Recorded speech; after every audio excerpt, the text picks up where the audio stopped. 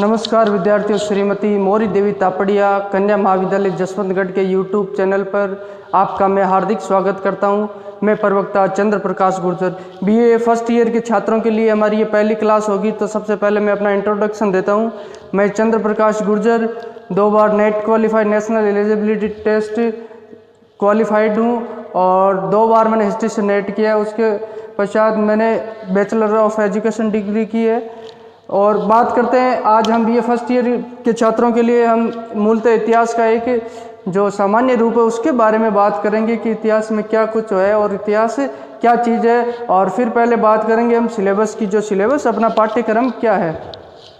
तो सबसे पहले हम पाठ्यक्रम की बात करते हैं। तो पाठ्यक्रम की बात करें तो बीए प्रथम वर्ष के छात्रों के लिए भारतीय इतिहास की 2 पुस्तकें, भारतीय इतिहास की 2 पुस्तकें, जिनमें एक तो प्राचीन भारत का इतिहास है जो प्रारंभ से लेकर 1206 ईस्वी तक है, और दूसरी पुस्तक है भारतीय संस्कृति के मूल आधार, भारतीय संस्कृति का विकास और भारतीय संस्कृति के मूल आधार क्या रहे हैं, किन वजह भारतीय संस्कृति की क्या क्या पहचान है। ये 2 पुस्तकें आपको बीए प्रथम वर्ष के छात्रों के लिए। जो इंडियन हिस्ट्री है वो आपको क्रम जो सेकंड ईयर और फाइनल के तहत पूरी पढ़नी होगी। ये अभी इसमें प्राचीन भारत है, उसके बाद में मध्यकालीन भारत सेकंड ईयर में मिलेगा आपको, और आधुनिक विश्व का इतिहास आपको थर्ड ईयर में मिलेगा। और उसके पश्चात मध्यकालीन भारत के साथ जो बीए सेकंड ईयर के छात्रों के लिए उनके साथ राजस्थान का इतिहास दिया हुआ है। 2 पुस्तकें दी गई है, मध्यकालीन भारत का इतिहास और राजस्थान का इतिहास। और जो है बीए थर्ड ईयर के छात्रों के लिए 2 पुस्तकें, आधुनिक भारत का इतिहास और समकालीन विश्व का इतिहास भी उसमें दिया गया है। ये आपको 3 वर्ष में ये पुस्तकें पढ़नी होगी। तो हम बात करते हैं पहले प्राचीन भारत का इतिहास। तो प्राचीन भारत का इतिहास प्रारंभ से लेकर जहाँ से मानव का विकास शुरू होता है, जिस दौर से पृथ्वी का विकास क्रम शुरू होता है, वहाँ से लेकर आपको 1206 ईस्वी तक जहाँ कुतुबुद्दीन ऐबक शासक बनता है वहाँ तक आपको ये पढ़ना होगा। मोहम्मद गौरी के आक्रमण तक का इतिहास आपको जानना होगा। उसके पश्चात भारतीय संस्कृति के मूल आधार, संस्कृति के जो आधार है, उस संस्कृति का विकास किस कालक्रम में हुआ उसके बारे में अध्ययन किया। अब सबसे पहले हम इतिहास की बात करते हैं, क्योंकि इतिहास अपना सब्जेक्ट है। और इतिहास की अगर बात करें तो इतिहास पढ़ने से पहले हमें इतिहास विषय के बारे में जानना बहुत ज़रूरी है। इतिहास विषय की बात करें तो इतिहास इति प्लस है प्लस आस, इन 3 शब्दों से मिलकर बना है। इनका अर्थ अगर मूल अर्थ देखा तो आप जिस ऐसा ही हुआ था, वे घटनाएं जो ऐसी घटनाएं, वे घटनाएं घटित जो निश्चित रूप से घटित हुई है, उन्हीं को ही इतिहास कहा जाता है, उन्हीं को ही इतिहास में सम्मिलित किया जाता है। E.H. कार है जो एक इतिहासकार है, उन्होंने एक परिभाषा दी है E.H. कार कि वर्तमान और अतीत के मध्य, वर्तमान और अतीत से आप समझोगे इतिहास यानी बीता हुआ कल, वर्तमान और अतीत के मध्य जो निरंतर संवाद चलता रहता है उसे ही इतिहास कहा जाता है। अब इतिहास के बारे में हमने परिभाषाएं पढ़ी है कि इतिहास में कौन कौन सी परिभाषाएं सम्मिलित होती है। उन्हीं परिभाषाओं में हमने जो E.H. कार की परिभाषा पढ़ी है। तो अगर अपन जाने तो अतीत में घटित हुए महत्वपूर्ण घटनाएं, अतीत में घटित वे महत्वपूर्ण घटनाएं, इतिहास की हम परिभाषा लिख रहे हैं यहाँ पे। परिभाषा, अगर आपको किसी इतिहास के बारे में पूछा जाए कि इतिहास से आप क्या समझते हो, तो इतिहास के बारे में आप परिभाषा लिखते हो, अतीत में घटित हुए महत्वपूर्ण घटनाएं जो निश्चित रूप से घटित हुई है, जो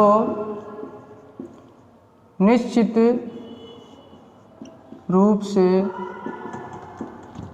घटित हुई है। अतीत में घटित हुए महत्वपूर्ण घटनाएं जो निश्चित रूप से घटित हुई है, उनका क्रमबद्ध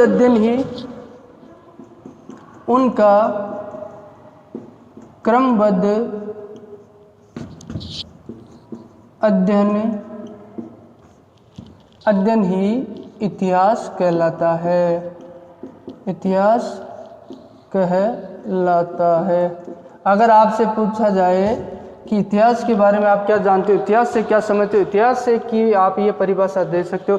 अतीत यानी जो बीता हुआ कल, अतीत बीते हुए कल में घटित वे महत्वपूर्ण घटनाएं, यानी वे महत्वपूर्ण घटना इतिहास में जो रोज़मर्रा की घटने वाली घटनाओं को, सभी घटनाओं को सम्मिलित नहीं किया जा सकता।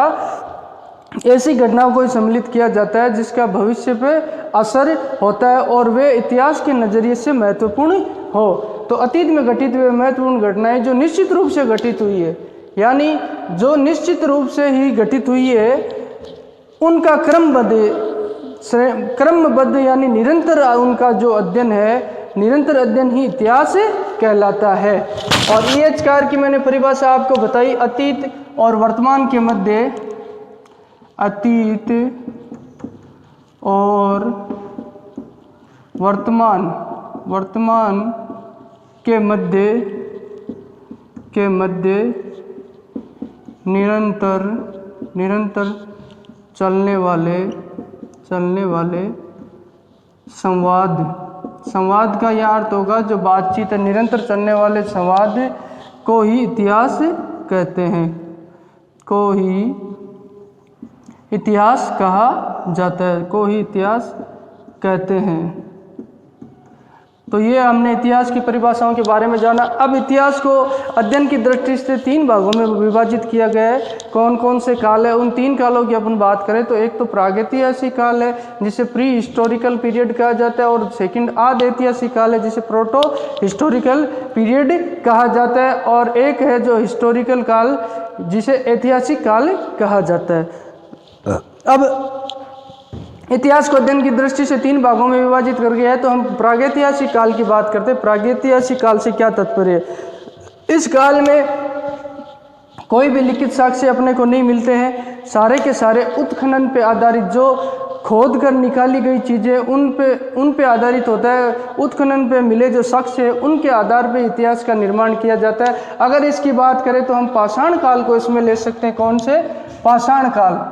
पाषाण काल को इसमें ले सकते हैं, जिसे हम स्टोन एज कहते हैं, वो इसके अंदर रखा जाएगा। प्रागैतिहासिक काल, प्रागैतिहासिक काल से हमारा तात्पर्य है कि जो वो काल ऐतिहासिक, जो इतिहास में वो काल जो प्रागैतिहासिक काल में आता है जिसके साक्ष्य हमें लिखित प्राप्त नहीं होते, सिर्फ उत्खनन में प्राप्त साक्ष्यों के आधार पे ही उस काल को लिखा गया, उसे प्रागैतिहासिक काल कहते हैं। और इसमें आती है स्टोन एज आती है जिसे पाषाण काल कहते हैं। जिस तरह मनुष्य शहरों में, जंगलों में रहता था और मांस खाता था और पत्थरों के औजारों का प्रयोग करता था, वह काल इसमें प्रागैतिहासिक काल में आएगा। अब बात करते हैं आद ऐतिहासिक काल। आद ऐतिहासिक काल की बात करें तो प्रोटो हिस्टोरिकल एज, तो प्रोटो हिस्टोरिकल एज में वह काल आएगा जिसके अंदर लिखित साक्ष्य तो हमें उसके प्राप्त है, लेकिन उसकी लिपि को पढ़ने में अभी हमें सफलता नहीं मिली है। तो इसमें आप बात करें तो सिंधु घाटी सभ्यता को आप ले सकते हैं, इंडस वैली सिविलाइजेशन। किसको लेंगे आप? Indus valley civilisation. Indus valley civilisation जो आप समझे, सिंधु घाटी सभ्यता, सिंधु घाटी सभ्यता का काल इसमें आएगा। सिंधु घाटी सभ्यता का काल आपको पता होगा। सिंधु घाटी सभ्यता की हमें लिपि तो मिली है, लेकिन उस लिपि को पढ़ने में अभी तक किसी इतिहासकार और वैज्ञानिक को सफलता नहीं मिली है। तो आद ऐतिहासिक काल में वो आते हैं जो जिनके वह पीरियड आता है जिसमें हमें उनके लिखित साक्ष्य तो मिलते हैं, लेकिन उस काल की लिपि पढ़ने में हमें सफलता प्राप्त नहीं हो। और फिर शुरू होता है ऐतिहासिक काल। ऐतिहासिक काल की बात करें तो हमें उसे हिस्टोरिकल पीरियड कहते हैं। हिस्टोरिकल पीरियड से हमारा तात्पर्य है कि वह समय जहाँ से हमें लिखित साक्ष्य प्राप्त होने शुरू हो जाते हैं और उन लिखित साक्ष्यों, उन लिपि को पढ़ने में हमें सफल भी हुए हैं, उस समय से उसे ऐतिहासिक काल में दर्ज किया जाता है। तत्कालीन मौर्य सम्राट अशोक है, उनके अभिलेख हमें लिखित में मिलते हैं और उन साक्ष्यों को ऐतिहासिक काल का दर्जा ही दिया जाता है। अब ये हमने एक अध्ययन की दृष्टि से विभाजन किया। अब हमारे इतिहासकारों ने भारतीय इतिहास को अध्ययन की दृष्टि से और 3 भागों में विभाजित किया, तो उसकी बात करते हैं अपन। तो उसकी बात करें तो एक तो आप देखो कि प्राचीन काल, उसकी बात हम करते हैं तो भारतीय इतिहास को 3 भागों में काल विभाजन और किया गया है। उसका 3 भागों में प्राचीन भारत का इतिहास, प्राचीन भारत का इतिहास। प्राचीन भारत इसे कहते हैं फर्स्ट। फिर मध्यकालीन भारत, मध्यकालीन भारत, और फिर है आधुनिक भारत। अब प्राचीन भारत की बात करते हैं, जब से मानव का जो विकास हुआ, जिसे एंशियंट इंडिया कहा जाता है, एंशियंट इंडिया, मिडाइवल इंडिया,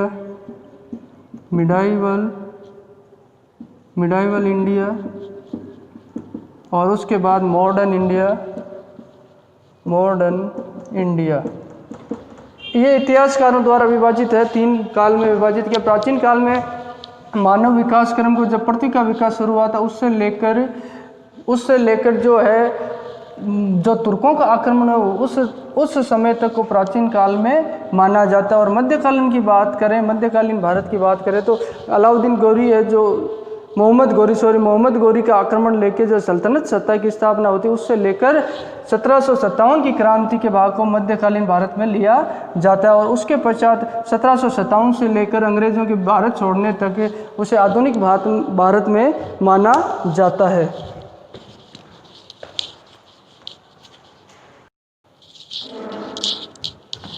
तो विद्यार्थियों, आज हमने जो BA फर्स्ट ईयर जो प्रथम वर्ष के छात्रों उनके लिए मुख्यतः पहले हमने पाठ्यक्रम का विवरण किया कि अपनी जो पुस्तक है उसमें कौन कौन सी पुस्तकें हैं पाठ्यक्रम के तहत, उसके सिलेबस के अकॉर्डिंग हमें पढ़ना होगा। और सिलेबस के अकॉर्डिंग हमने इतिहास विषय में जो प्राचीन भारत का इतिहास है वो 1206 तक पढ़ेंगे हम, प्रारंभ से लेकर, जिसे प्राचीन भारत भी कहा जाता है। और भारतीय संस्कृति के मूल आधार पढ़ेंगे, भारतीय संस्कृति का किस तरीके से विकास होता है और उसमें किस तरह का योगदान रहता है।